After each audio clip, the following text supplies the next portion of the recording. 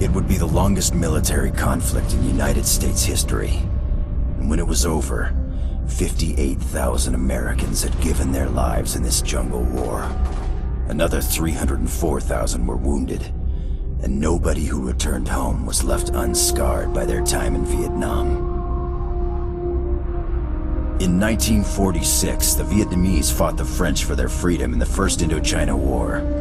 At the end of the war in 1954, two Vietnams were created, South and North. Trouble was, the communists in the North wanted one country, one people, one Vietnam.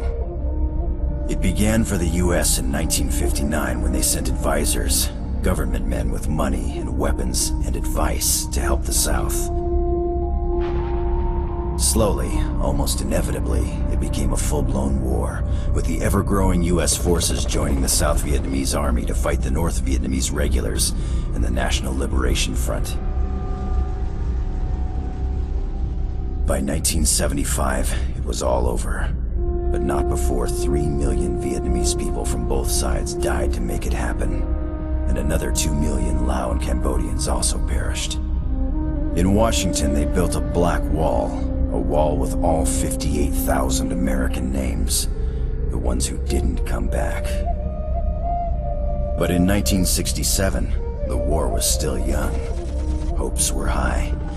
Success was, they say, a bright light at the end of the tunnel. Lessons would have to be learned in Vietnam. And in 1967, class and hell was definitely in session.